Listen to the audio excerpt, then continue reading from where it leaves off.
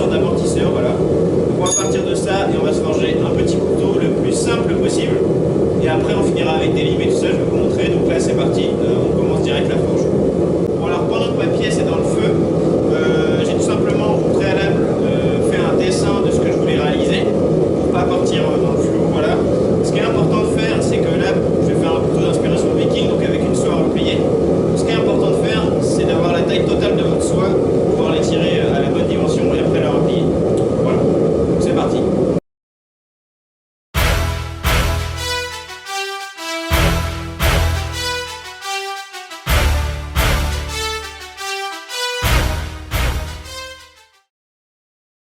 Voilà, donc une fois qu'on est venu redresser notre morceau, on va tout simplement venir marquer sur notre enclume avec une craie pour avoir à peu près la taille qu'on veut et pouvoir commencer à forger le plat de la lame, tout simplement.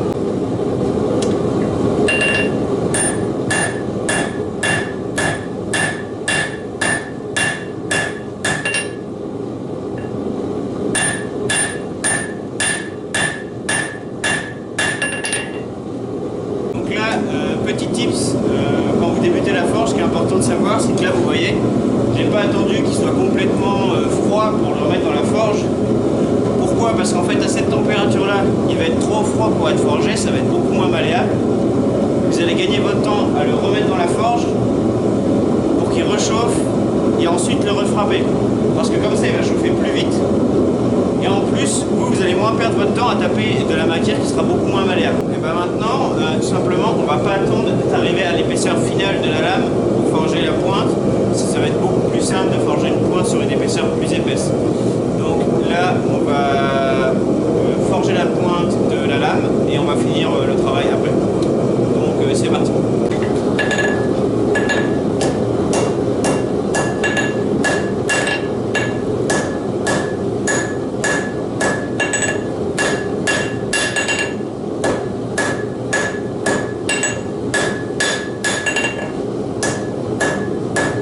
Alors là, on peut voir qu'on a la forme de la lame avec l'angle là qui va venir finir le manche, enfin l'endroit de la fin du manche va venir se mettre. Donc là, on commence vraiment à avoir la forme d'un couteau. Mais vous pouvez voir que c'est vraiment très épais. Donc maintenant, on va venir l'affiner, pas avec un marteau très lourd. J'utilise un marteau d'1,3 kg, voilà, ça permet de l'affiner sans être vraiment agressif. Donc allez, c'est parti. Donc là, bien sûr, on va utiliser la surface ronde de notre marteau, pas la surface plate, comme ça ce sera plus agressif. Si vous avez un marteau ivoire, utilisez la surface plate, pas la panne ce sera beaucoup trop agressif, pardon. Donc voilà, c'est à peu près tout. Donc on est parti, on va faire, du coup, on va finir d'étirer cette lame. Voilà.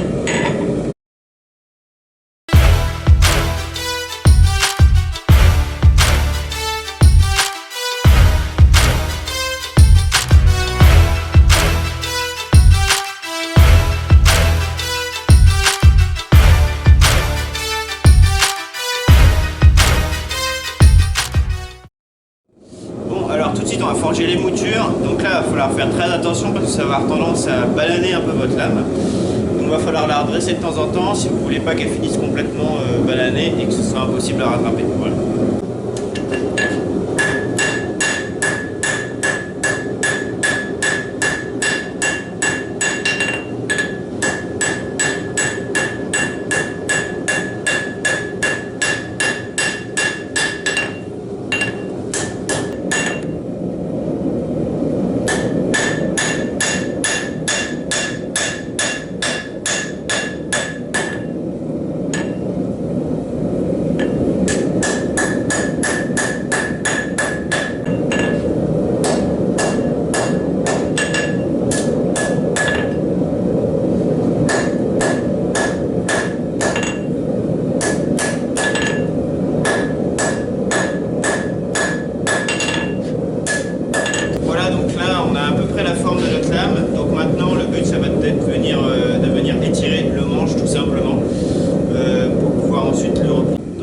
passe au marteau de 2 kg, on va venir étirer la soie en rectangle, tout simplement.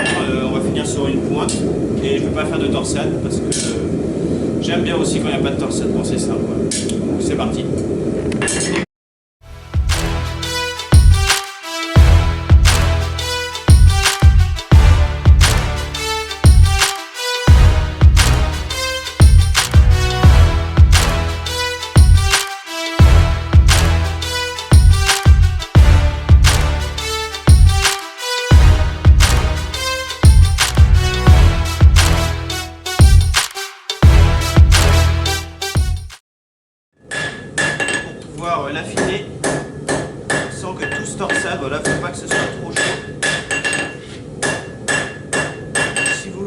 vous chauffez que l'extrémité, ça vous permet d'éviter que ça se torsade en fait, tout simplement. Ça permet de pouvoir l'affiner au max.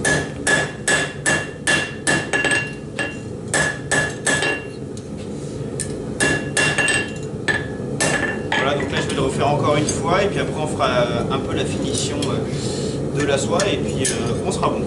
Et donc là on va utiliser un maillet en bois.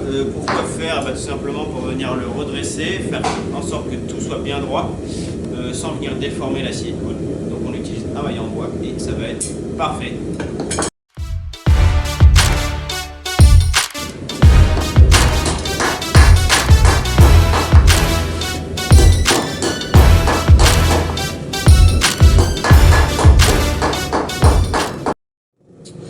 Voilà, donc là je vais juste venir le redresser parce que c'est un peu torsadé, voilà. Donc ça c'est important de le faire là, comme ça. Souvent après vous y pensez plus. Et c'est mort. Et voilà, donc on a fini de forger la partie forgeage de notre couteau. En forge il ne restera plus que de le replier, voilà, mais ça c'est le plus simple. Donc on va tout de suite le placer dans la forge pour qu'il refroidisse en même temps qu'elle, donc très tranquillement pour pouvoir le retravailler après, sinon il sera trop dur. Voilà, donc après il ne restera plus que le détourage de la lame à faire. Voilà, enlever un peu la lime, ce qu'il y a au bout là, parce que c'est un peu tranchant, et faire une belle émouture bien plane, bien propre, voilà. Donc il ne restera plus que ça à faire, et après le pliage, et ce sera fini, voilà, tout simplement. Donc on a fini la première partie de cette vidéo, le forgeage. La prochaine étape, ça va être l'utilisation des limes pour faire les finitions et on verra si je mets en gros le pliage ou non dans la même vidéo en fonction du temps. Donc sur ce, moi je vous dis à dimanche dans 2 semaines, 10 h comme d'habitude. C'était Nathan Shearing pour NS Blacksmithing. Salut!